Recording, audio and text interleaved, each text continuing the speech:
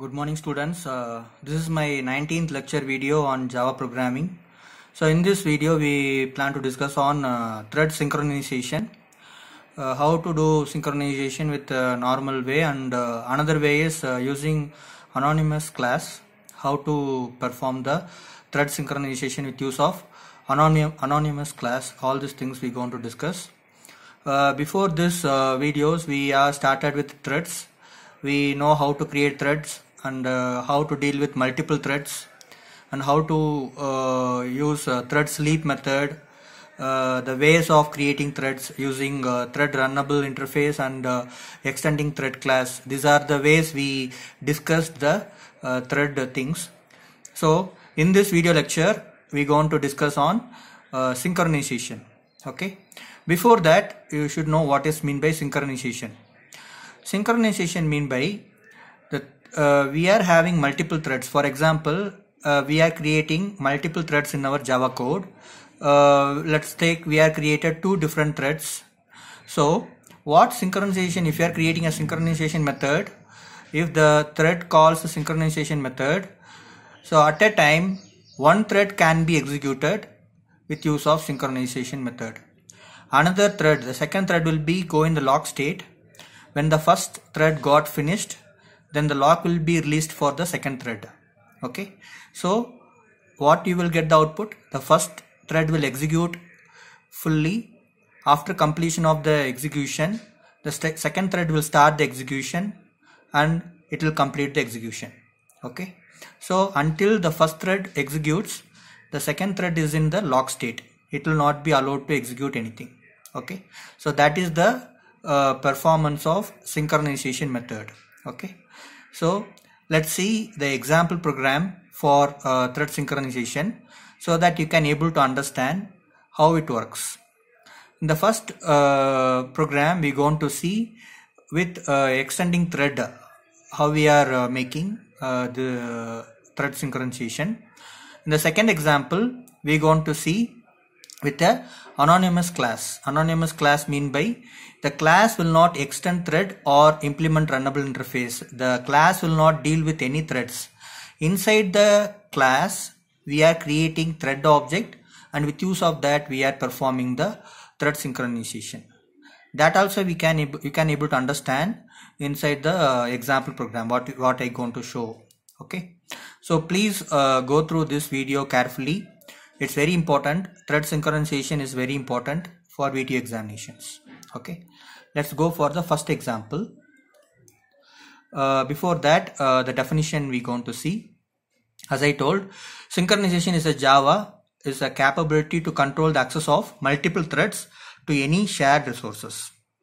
If there is multiple threads, for example, we are having 10 different threads, we have to control those threads so that each and every thread have to execute one by one. So other threads are in the lock state. So when the first thread finishes the execution, the second thread will start the execution, vice versa, until the thread 10 will be executed. So that is mean by synchronization.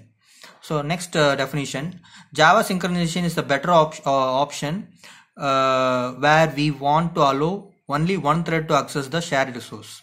As I told, one by one the thread will be executed. So we are giving the rights to the particular thread so that that thread will access the resource.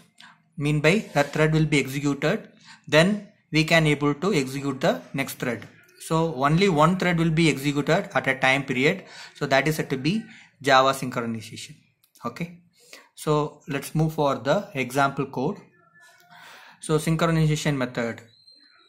So here first you just see the program. The program is lengthy one because we are having two different threads we are created inside the code, and it's a thread extended. This class extends the thread generic class. Okay, so let's see the code. Class table is the class we are creating. Inside the class table we are creating a synchronized method. Whenever you are creating a synchronized method, the keyword synchronized should be given before the method name. So synchronized space void print table open parenthesis int n. It's a parameterized function. We are creating a synchronized method. That method having parameter that is an integer parameter. We are passing int n inside the method. Opening the synchronized method, we are having a for loop for int I is equal to 1, I less than equal to 5, I plus plus.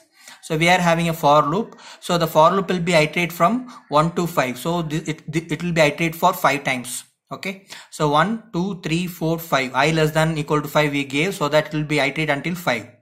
So inside the for loop, what we are giving, system.out.println n into I. So n value will be passed by the main function. Whatever the value we are passing, that will become as a parameter here, and with use of that parameter we are multiplying the I value. For example, if the n value is 5, 5 into 1, 5 into 2, 5 into 3, 5 into 4, like that, it will be multiplied for until 5. So 5 into 5 it will be multiplied. Okay. If it is 10, you just imagine 10 into 1, 10 into 2, 10 into 3, like that. So n value will be the value passed by the main function, so that n value will become to the synchronized method, that will be multiplied with the I value.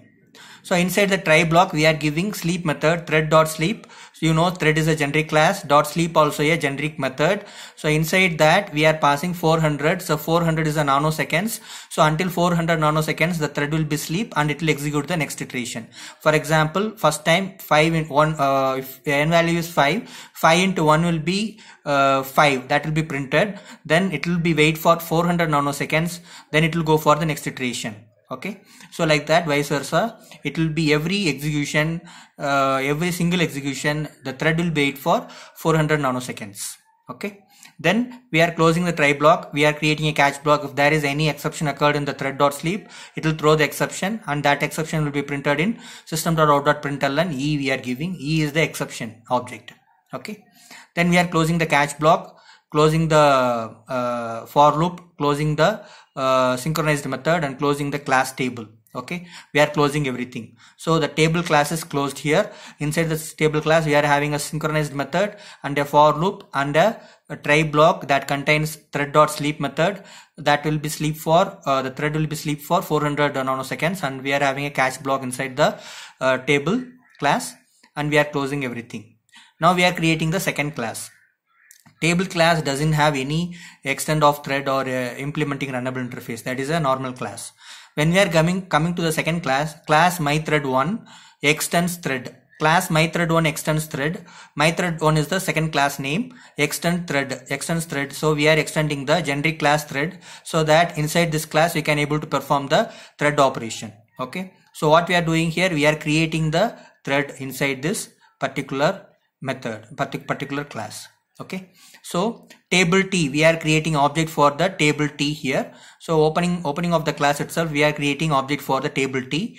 So then inside that we are having mythread1.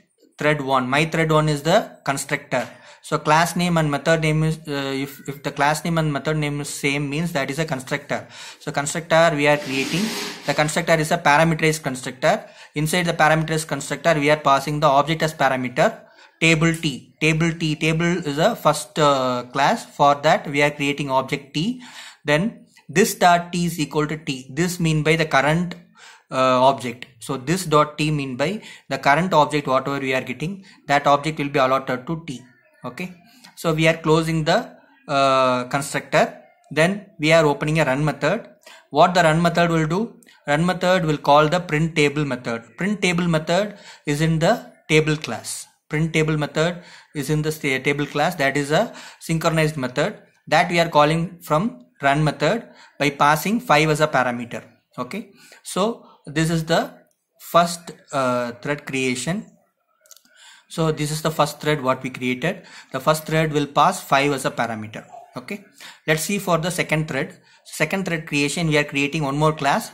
You can see in the right hand side, class mythread2 extends thread. Class mythread2 extends thread. Mythread2 is the second class. Opening the class mythread2, we are creating object for table as we did for the first class mythread1. What we did, the same way we are creating object for table, and we are creating a constructor, and that constructor having the object table object as parameter. Opening that constructor, this dot T equal to T, it refers the current object. So opening that particular constructor, we created a current object that assigns with T, and we are closing the constructor. Next to that, public void run we are giving. Public void run method, we are calling the print table with use of the second thread object, t dot print thread table. So t refers the second thread object that we are passing 100. So first thread passes the parameters 5, second thread passes the parameters 100. Okay, this difference you should know so that you can able to understand how the outputs are printing here. Okay, now we are closing the class, we are closing the method, everything. Next we are creating the final class. Final class is public class test synchronization 2. That is the final class, that is the main class. Okay, inside that we are creating the main function, public static void main string args we are creating. That is the main function we are creating inside the final class. There final class mean by the end class. Okay, that is the last class I am telling. So inside that what we are doing, we are creating object for the table class. So obj, table obj is equal to new table. So we are creating a object for table class. Then we are creating object for mythread1 class. Mythread1 space t1 is equal to new mythread1 open parenthesis obj close parenthesis semicolon. Then mythread2 t2 is equal to new mythread2 obj. So for the two thread classes we are passing obj as parameter. Obj is the object for table class. Okay, when you are calling t1 dot start, okay, it will call the thread start method. So start method will call the run method of first thread. Keep in mind, t1 dot start will call the thread1 run method. Thread1 run method, what we are having, t dot print table of 5. So print table will be called with 5 as parameter. So 5 will be go inside the table class. There we are having a for loop. So 5 into 1, 5 into 2, 5 into 3, 5 into 4, 5 into 5. So it will be printed as 5, 10, 15, 20, 25 as output. Until that the thread 2 will be in locking state.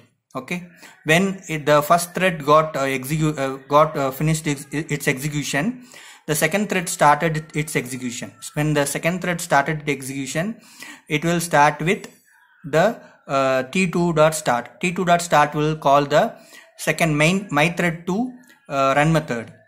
So there we are calling t dot print table 100. We are passing 100 as parameter. So it will call the table class. Inside table class we are having print table method and it will pass 100 as parameter. So 100 into I value will be 1 for first time. So 100 into 2. Next time the I value will be incremented to 2. So 100 into 2, 200. Next time 100 into 3, 300. Next time 100 into 4, 400. The next time 100 into 5, 500. So it will print the output as 100, 200, 300, 400, 500. Okay. So what you have to understand from this, when you are calling t1 dot start, it will call the thread1 run method. Inside thread1 run method, we are calling the print table method with parameter 5. So it will execute the print table method with parameter 5, so that we are getting 5, 10, 15, 20, 25 as output.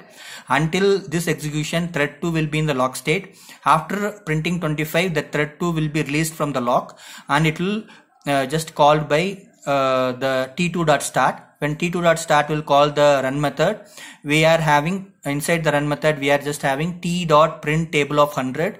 So print table method will be called with the parameter of 100. So 100 will be passed.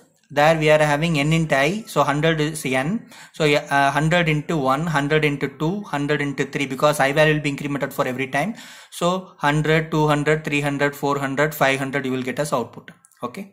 I hope you understand this particular program.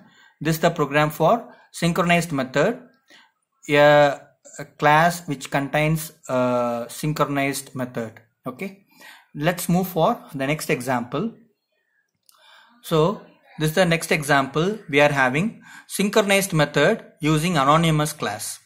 So anonymous class, what we are having, what is meant by anonymous class? In the previous example, we created the thread with use of two different classes, mythread1 and mythread2, that extends the thread generic class. Here we are not having any class that extends the generic class thread. So inside the class itself, we are creating thread object. With use of thread object, we are just calling the run method. Okay, so let's see the explanation of this program so that you can able to understand this program. Before that, you have to see the output of this. So you can see 5, 10, 15, 20, 25, then 100, 200, 300, 400, 500. So it will be come in a vertical manner. So I don't have space, so I made it in the horizontal manner. The same output for the previous program. This is the output we are getting for both the programs. Okay, so you can understand 5, 10, 15, 20, 25 is the output for the first thread. 100, 200, 300, 400, 500 is the output for the second thread. Okay, so let's go for this program. Okay, so here also we are creating a class table. Inside the class table we are having synchronized method. Then we are having print table method, synchronized method. That is the synchronized method is a print table method. We are giving synchronized keyword and we are passing n as a parameter. Inside the synchronized method we are having a for loop. For I is equal to 1, I less than 5, I plus plus we are giving. Then we are just having a system.out.println n into I we are giving. So every time the n value will be passed from the main function, that will be multiplied with the I value that will be given by the for loop. Then inside the try block we are making the thread sleep for the 400 nanoseconds, and we are having a catch block, and we are closing the for loop. We are closing the synchronized method, we are closing the class table. Okay, let's go for the right hand side. Right hand side only we are creating the threads. So we are creating a class named as thread synchronization 3. Inside the class we are creating public static void main, that is the main function. Then opening that class we are creating object for the table class. Okay, you are seeing final table obj is equal to new table, so that we are creating object for only one time, so only one object, that is. Okay, next to that, next line, thread t1 is equal to new thread. We are creating a thread object. Okay, thread is a generic class, we are calling that class, and we are creating the object t1. Okay, so why we are creating object here for thread t1? We are not extended the thread and we are not implemented the runnable interface, so that you have to create a thread object inside the code. That is necessary because we are writing a thread concept coding parts. Okay, so you must create a object for generic class thread. So inside, after that we are creating a run method. Run method we are just calling the print table, and we are just passing 5 as parameter, and we are closing the run method, and we are closing the thread object by giving semicolon. Okay, so thread object what we created, that itself perform as the run method will be controlled by the thread object. So that is the first thread. Second thread we are creating thread t2 is equal to new thread, opening the thread object. We are just giving a void run method. Inside the void run method we are just calling obj.thread table of 100. So with use of this second thread we are calling the print table by passing 100 as parameter. Okay, closing the second thread we are just calling t1 dot start. T1 with use of the first thread we are calling the start method. When we are calling the start method, it will call the run method. So from the run method we are calling the print table by with parameter 5. So 5 will be go as a parameter, so n value will be 5. So system.out.println 5 into I value will be first time 1, second time 2. So 5 into 2, 5 into 3, 5 into 4, 5 into 5. So we are getting 5, 10, 15, 20, 25. So next iteration we are just having a t2.start. T2.start will call the second thread run method. There we are calling obj.print table. There we are having 100 as parameter. So 100 will be go as n. So n value will be 100, print table of 100. So here 100 into 1, 100 into 2, I value will be 1, 2, 3, 4, 5. No, so 100 into 1, 100 into 2, 100 into 3, 100 into 4, 100 into 5. So every execution it will be wait for 400 nanoseconds. So we are getting 100, 200, 300, 400, 500 as a output. Okay, so I hope you understand these two programs. First program without anonymous class, we are using extending thread class. Here we are using the anonymous class that will not extend threads or implements runnable interface. Inside the class we are just creating a thread object, and with use of the thread object we are creating run method. So thread 1 and thread 2 will be created with use of thread objects, and then we are calling the start method. The start method will call the particular print table by passing its own parameters. Okay, I hope you understand this anonymous class program. If you're not able to understand, please repeat and listen carefully. Okay, so these two programs are very important for VTU examination. With use of these two programs, we have two exercise we are having. So let's see the exercise. So here we created two threads, okay, T1 and T2. In the exercise, I gave 3 threads and 4 threads. Okay, let's see the first exercise. Write a thread synchronized method by creating 3 different threads. First thread prints from 1 to 10, second thread prints from 100 to 110, third thread prints from 1000 to 110. So you have to create 3 threads with use of a normal thread extends thread way. Then you have to pass 3 parameters. First parameter is 1. For first thread you have to pass parameters 1. Second thread you have to pass parameters 100. Third thread you have to pass parameters 1000. Okay, so every time whenever you are creating thread, the thread will be incremented by 1. That you have to give inside the synchronized method. Okay, so 3 threads you are calling, and you have to add it with 1 for all 3 threads, and the for loop will be iterated from 1 to 10. So every time it will be start from 1. Okay, and it will be iterated until 10, but inside that you have to do increment operator, that will be add the n value plus 1. N plus 1 you have to give inside the method. Okay, for the first program you have to do like this. For the second program, you have to create a synchronized method for 4 different threads. You have to create 4 different threads. First thread prints from 11 to 20, second thread prints from 200 to 210, third thread prints from 2000 to 2010, and fourth thread prints from 3000 to 3010. So 4 different threads you have to create with use of thread objects. You have to create 4 different thread objects, and you have to call t1.start, t2.start, t3.start, and t4.start. So inside the first thread method, first thread object method, you have to pass 11 as parameter. Second thread method, you have to pass 200 as parameter. For third thread, you have to pass 2000 as parameter, and for fourth thread, you have to pass 3000 as parameter. So every time you have to execute a for loop for 10 until 10. So inside the for loop, you have to increment the value n value with 1. Okay, the same way you have to do for both the programs. Okay, you just try these 2 programs by yourself. These 2 programs you can able to try by seeing the exercise programs. It's easy task. Try by yourself. Execute the program in your IDE, NetBeans IDE, and share me the snapshot of your output to my mail ID. Okay. Thank you very much for listening the video.